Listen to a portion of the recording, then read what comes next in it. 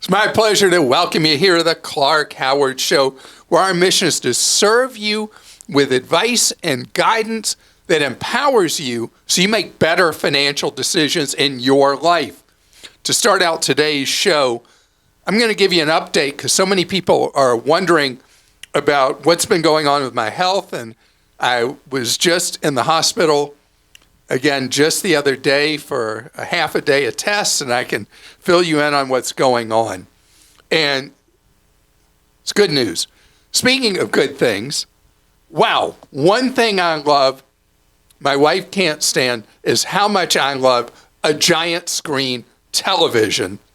And I want to tell you, and it's all about football for me, there are absolutely ridiculously great deals here in January on giant televisions. And I'm going to tell you how to look for them, what you should be looking for. And before I get to all that, I want to remind you, the Team Clark Consumer Action Center, now 31 years old, is ready to take your phone calls Monday through Friday with one-on-one free advice, guidance, and information. And you can find all the details if you go to clark.com/CAC. So the story on my health is I had a birth defect in my heart that for decades just went right along. I always had a bad heartbeat. And about 10 years ago, I became very familiar with my cardiologist and started going regularly because the defect I had or have is a defective aortic valve. And for most of my life, there was nothing you could do about it. It would just give out and you'd die. Well, mine finally reached a point in the fall where I could have died any day. I mean, I was in really not great shape. And so I had to have an operation. And because of the advances of modern medicine, I was able to have an operation that did not involve doing what they call the zipper, where they cut you open, do full open heart, and that has its own problems with extremely lengthy recovery times. And instead, I was able to have a procedure called a TAVR, which is a transcatheter aortic valve replacement. And so in me now, and by the way, they do that with, I had 3 cuts, 3 arteries. They went in through my body with various devices, robotic type things. It's much more interesting than I'm describing it, and intricate. And these brilliant surgeons and medical teams were able to temporarily stop my heart, put in a new valve that is called the Sapien X4. And I'm a science experiment because the Sapien X4 is not FDA approved yet. So I'm in a 10-year research study. And I'll tell you a funny thing about that in a second. So anyway, I'm in this 10-year study to see if this will improve the survival of people who need aortic valve replacement. And so I now have a valve in me that's part metal, part fabric, and part cow. And it took over the operations of my aortic valve, placed inside my aortic valve, and instantly my heart that was failing suddenly is pumping blood just like it's supposed to. So I had the battery of tests I just had 1 month out from surgery, and the valve's working almost like it should. I still have a blood leak around the valve, and so I'll be tested 3 months from now and 3 months after that. But anyway, this research study is a kick because I have to fill out these long questionnaires every 90 days that are all these arcane questions that I can't figure out what they have to do with anything with my heart. And then I have test after test after test after test, and get poked and prodded, and they take so many vials of blood. I don't know what they're doing with the blood. And so the whole idea is this valve is supposed to improve survival rates for people who need aortic valve replacement. But the really cool thing is I had this procedure on one day, and Christa, you got to see me in the hospital I did. in recovery the day of surgery. I couldn't believe it. You were just like sitting up as happy as could be. Yeah, It's like you hadn't just had surgery. because I lived. Crazy. Yeah. And you might have been on a couple of drugs too. I don't know. Oh, yeah. But I have to say, the funniest thing, I have to tell the audience that they brought in Clark his first meal after his surgery while I was there. Oh, man. And he has to be on a low sodium diet now and eat healthier. And they had the cover on the meal, and they revealed it, and it was like a piece of skinless chicken breast and a little scoop of like saltless mashed potatoes, right? Was that what that was? Well, all they, it was? they had the appearance of mashed potatoes. You know, it looked like the food looked like when a little kid has a play kitchen. Yeah. And they have the plastic food that they move around. True. And your face looked like the face of a little kid. So I'm trying to cut this chicken, and it won't cut because it's like congealed chicken. It just won't do anything. And then the mashed potatoes, I knew I was putting a substance in my mouth, but it had no taste at all. It was like, so. I've never seen anyone's bottom lip actually come up and cover their top lip like yours did when you looked at that food. So much. You were so sad. Yeah, well, hospital food is not exactly a prize anyway. But you've been doing well with your I've diet. been doing really well with the diet. And so anyway, we'll see, because the big thing is I was going to die. And now I'm not. And I've been averaging 18,000 steps a day. And I just got permission to go back to my twice-a-week yoga. So I'll start. I'm like, I've lost strength in my upper body because I haven't been able to do yoga in 4 months. I'll be able to do that. And I can lift weight again. Is the largest amount of weight I was allowed to lift for the last so long was 9 pounds. Do you know how ridiculous that is for somebody who travels all the time? Mm-hmm. You have a carry-on suitcase that you stuff 25 pounds in, and you can't lift it for yourself. So it's a problem. Yeah, but the real problem is now a solution. I'm not going to croak right now. Thank goodness. And yes. That's good. Thank goodness. Okay. And by the way, thank you so much. So many people have done so many kind things with including me on their prayer list, having me in their thoughts, sending these really nice cards. It was really wonderful. It's awesome. Well, you are loved, and we are all glad that you're doing so well, for sure. All right, Corey in California says, my mom was trying to buy Lakers tickets as a gift for my brother.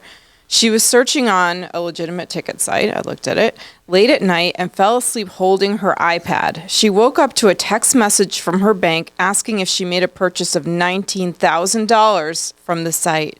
Sure enough, she got an email confirmation saying she had purchased courtside seats.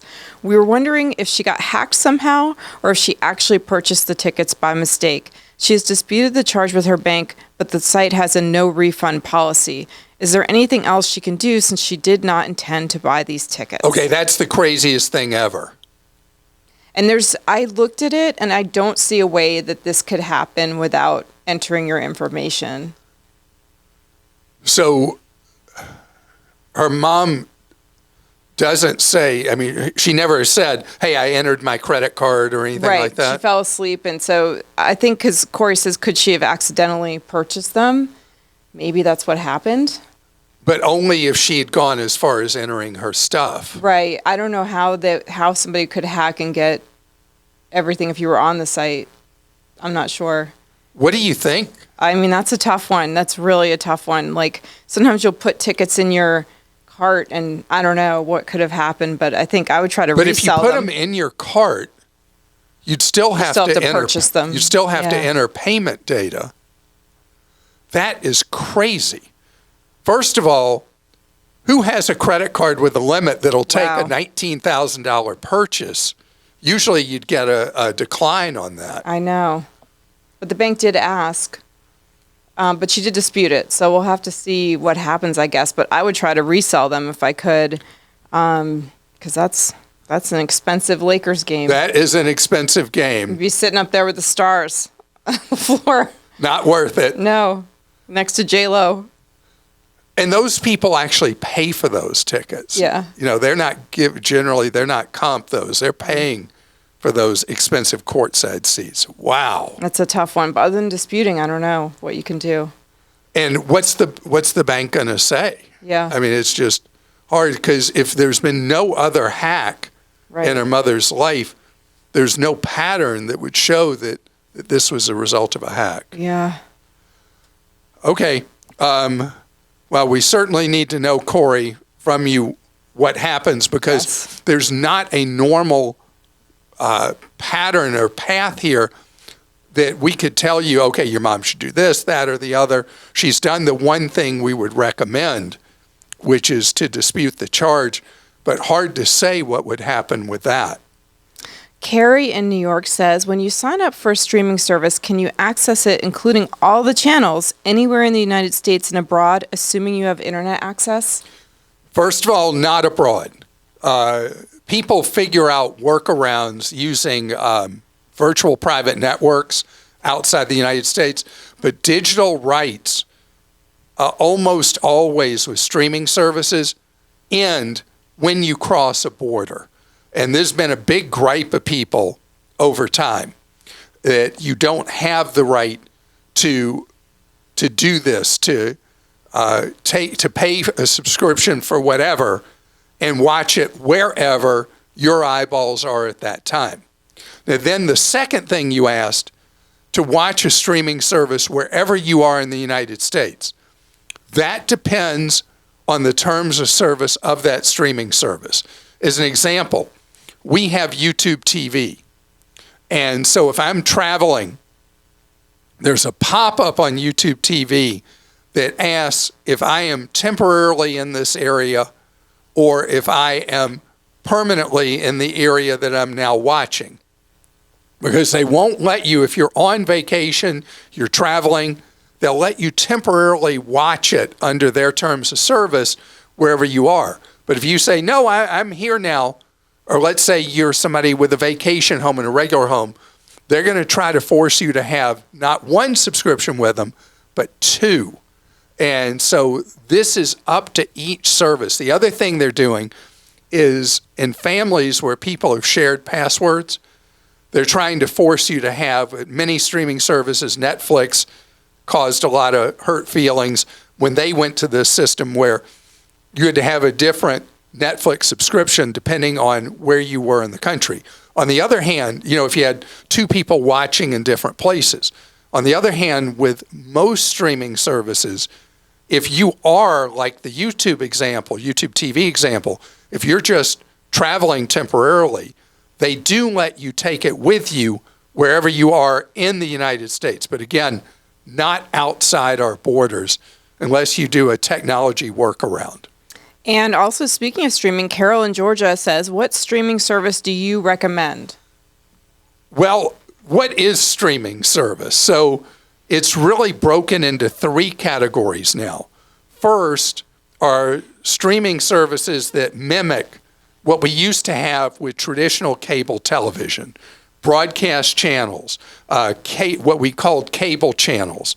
So it could be all the things that Turner Broadcasting had, like TBS and TNT and Lifetime from whoever does Lifetime and all those kind of things. And then the networks, that's like the YouTube TV I was talking about, or Hulu Live, or Fubo, or things like that.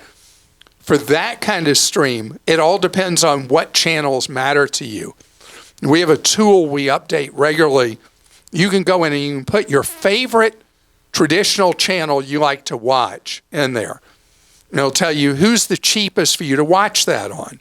And then you put in your second favorite channel. We'll tell you who's the cheapest for you to watch those two together, and what will your monthly bill be? And you keep going from your first priority on down, and then you'll see your monthly bill jump from like $40 a month to $65 a month. You say, well, I can really live without my fifth favorite channel. So it gives you the ability to keep that traditional cable kind of stream cost the lowest possible per month. So that's one kind. Second kind is where you get things like the Disney Channel or Paramount or what's the one that they cordoned off some of the playoff games on it that's owned by Comcast, also begins with the P, Peacock. And Max, which is the old HBO, and all those kind of things. That category, it really has to be what shows you're interested in. My favorite of every one of them are the ad-supported ones because they're so much cheaper. Also, you may, with a credit card or like with Walmart Plus or whatever, you may be able to get a streaming service for free or really cheap through your subscription with something like Walmart Plus, Amazon Prime, you get the Amazon Video with commercials now. If you don't want commercials, you have to pay a fee. It gets pretty complicated. But the reality is a lot of people are streaming a lot more of these services than you actually have eyeballs and time to watch. So my favorite thing is to only subscribe to what you actually enjoy watching and get rid of the others. The third category is my absolute favorite. Free advertiser-supported television. We've got a whole guide on Clark.com to FAST services, free channels that you can get that have tons of content, and I'm more than happy to watch those and never have to pay a monthly bill. So we'll link these in the show notes, but I have to say that tool you talked about earlier, I've never seen that. It's proprietary. We have it on our site. We created it. I don't know of anyone else who has something like that, but that you can get to quickly by going to clark.com/channel tool. And streaming is one of our, as you say, beats. Like it's something we cover constantly, the streaming deals to help people save on their monthlies. And if you go to clark.com/streaming, you'll find our whole streaming guide and all the reviews we've done of all the services. And by the way, there's more, because coming straight more ahead, I'm going to talk about deals on the actual TV that you'd watch this stuff on. Man, are there deals right now. Incredible. But in one particular category is where the deals reside right now. All right, every year at this time is we're in NFL playoffs, headed towards the Super Bowl. There are always ridiculous deals on the TVs that are the ones that are going to be discontinued, and the new season TVs will come in. So I'm not talking about absolute state-of-the-art TVs, but I've always been someone who believes the way the technology curve works, you buy current technology, don't reach into what's the aspirational technology, because you're going to get the most value for your money. And we were just talking about streaming a few minutes ago.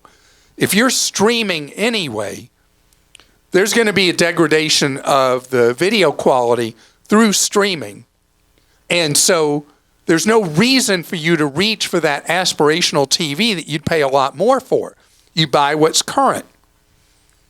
I teased at the very top of this podcast that I've seen 85-inch TVs, 85-inch. I mean, you got to have a decent-sized room or basement or whatever, rec room to use an 85-inch TV, but you want one, let me tell you, particularly if you like sports. And Sam's, I was just in Sam's, and they have a bunch still on the floor. You can't get them at samsclub.com right now, of 85-inch TVs at $7.99.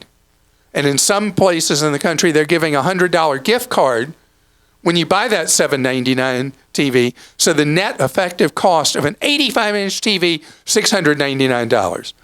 Speaking of six-something, no matter where you go, you'll find a lot of 75-inch TVs, because a lot of people don't have a space that can handle an 85-inch TV. And my wife won't let me get an 85-inch because she says it just wouldn't look right in our living room.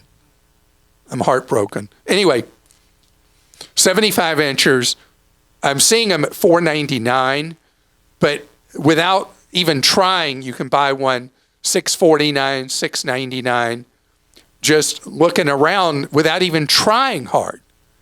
And these are all great 4K televisions, a lot of them regular brand names, and then the rock gut cheaps, like that $7.99 at Sam's Club is a TCL. And I have a TCL TV. I love my TCL TV. You may not want a TCL TV. You may say, well, I got to have a Samsung or an LG or whatever. Another brand that has been very heavily discounting in the very large TVs is Hisense. Now, the thing that Hisense and TCL usually do, because people are like, what's that? I can't even say it right. What does TCL stand for? No idea. They tend to sell them with a 3-year manufacturer's warranty on the TV. So if it does die on you, you're okay, other than the hassle of dealing with a repair or an exchange. So you got 85s and 75s, some places 86s that'll be really cheap. The thing that was a deal, not as much a deal right now, there's some price compression, 65-inch TVs. When I was talking about this last January, I was going on and on about what a deal 65-inch TVs were. This year, pretty mediocre on the 65s on the deals. So this year, leading into the Super Bowl, the real deals on the giant screens. Who knows what next January will bring? Christa? First question here is from Leah in Texas. Have you heard of, and she names a medical billing company, and how legit their business is? I'm trying to branch out in 2024 into my own small business, but I don't want to devote time and money into a brick and mortar business. This company claims to be an online-only business that helps doctors with their medical billing to generate revenue for doctors as well as the people who are the business owners. There's a $30,000 one-time business fee, but they offer a 30-day money-back guarantee. It almost sounds too good to be true. Is it? It is too good to be true, Leanne. I'm glad you asked me before you spent the $30,000. This company's method of operation is very similar to many others that we've heard about. And this has been a sore spot for me for years. In fact, it's in, I think, 2 of my books about being wary of this. It's not a scam, but it's right on the edge. I would call it a ripoff, the medical back office billing ripoff that these companies promote, doctors and medical facilities that need your help with billing. They're usually not that good at it, true. And so they say, this is an instant business. We're going to teach it to you. We're going to sell you the kit. You're going to be out there making all this money handling billing for primary care, specialty practices, whatever in medicine. Don't believe it. If you think about bills you get from medical facilities and doctors' practices now, labs, imaging services, they're all professional companies. This area now is in the hands of a lot of fairly big anonymous companies that are handling billing. And the idea that you can just buy a kit in a field you're not experienced in, you don't have years of work history, and suddenly you're going to be running a medical back office billing service? No. And I looked on Reddit. I love Reddit for this, and looked at the parent company of this one that Leah mentioned, and also some of their other affiliates, and people write about their experiences, and you can see that they basically all say if you have to work, night and day, like 24 hours a day, to make very little money in the end. Mark in Nevada says, my granddaughter turns 16 this spring, and I would like to let her use my 2014 SUV that is in excellent condition. She lives with her mother in another city, and because of this, my insurance company won't allow me to place her on my policy. I really don't want to transfer ownership of the vehicle. I know you prefer the word vehicle. but I want to limit my liability in case of an accident. I would like her to be responsible for gas maintenance insurance, but her budget for liability limits might not be enough to protect me. She's an excellent student and very responsible, but accidents can happen to anyone. What do you think is the best way to handle this? Thanks for all you do. Your advice over the years has done wonders for me. Well, Mark, thank you. Why do I say vehicle instead of car? Because what did you say it was? It's an SUV. And so that's shorthand for whether it's a van, a pickup truck, an SUV, or a car. I should maybe say automobile. Whatever. Okay. So you started off with a statement that I disagree with, Mark. You don't want to transfer ownership to your granddaughter. In this case, you're creating problems with liability for yourself by not transferring ownership. The right thing to do in this case is give this car, this SUV, to your granddaughters. 2014, not going to have a lot of book value. You want her to have the advantage of it. So you should transfer it to her and remove the liability risk from you. If you then want to help her with some of the liability insurance costs that she'll have, because you don't want your granddaughter on a 2014 probably to have collision and comprehensive. You really want to just protect on the liability side. And that's why you don't want to still be owner, because a teenager, inexperienced behind the wheel, the accident rate's higher, and you don't want to stand the risk of the liability. That's why she needs to own it. And just go all in and let her sign it over and let her have ownership. What a nice grandfather. That's right. Greg in California says, I got notification that Google Podcasts will be going away soon, which is how I enjoy your content. So I tried using YouTube to watch and listen. Unlike the organized list of podcasts by date on Google Podcasts, the YouTube channel seems to be disorganized and a confusing mess. How do I find particular podcasts by date? Is there any way to sort it by date like the Google Podcast does it? Thanks, Clark. I don't want to miss any podcasts, and if YouTube in its current state is my only choice, I fear I'll miss a lot of them. And FYI, I'm Android, so Apple Podcasts is not an option. Okay, first of all, it's one of the weirdnesses about Google. Google has this thing they call their moonshot. I think they're the ones that use the term moonshot, where they have all these different little ventures that they try to create their next big entrepreneurial success by getting things out of the lumbering corporate bureaucracy. And so what happens is they'll throw money at these moonshots for a while, maybe years, and they'll say, oh, well, that was nice. That didn't work. In fact, I had someone say to me, it was my son, was going to switch us over to Google Fi, because it's really fantastic for people who travel a lot, particularly outside the United States, for cell phone service. He said, Dad, there are all these rumors that Google's going to pull the plug on Google Fi, and then we will have switched, and then we'll have to switch back. And that's the credibility problem Google has, because they just one day make a corporate decision, well, we're shutting that down. And so, yeah, that's happening now with Google Podcasts. And by the way, there is nothing other than rumors about Google Fi. I still want to switch to it because of the ability to use it outside the country, because AT&T, T-Mobile, and Verizon treat you horribly when you use your cell phone outside the United States. But I digress. So back to your question about Google Podcasts. So if you go for our podcast, you go to clark.com/podcast, you'll see a bunch of choices where you can listen to us for free, iPhone or Android. You just click on them and you listen to us that way. Or on the site, you can listen right there on clark.com/podcast. That's true. Either way. And with YouTube, if you go to our page on YouTube, you can see there's a podcast button on our page. It's like there's a menu at the top that goes across, and it's almost like tabs, and there's one that says podcast. I always call these things buttons. I don't know. That's an analog reference since I grew up in the analog era. And you'll see our episodes one after another just listed. By date. Yep. They're ordered by date. And so you can just click and watch whatever you want, because our YouTube watching audience keeps growing and growing and growing, in addition to people who just listen. Yeah, so if you use the Android, the Google Podcasts app on your phone, it is going away. So please go subscribe somewhere else so that we don't lose you. So Google, what are you doing? What are you doing?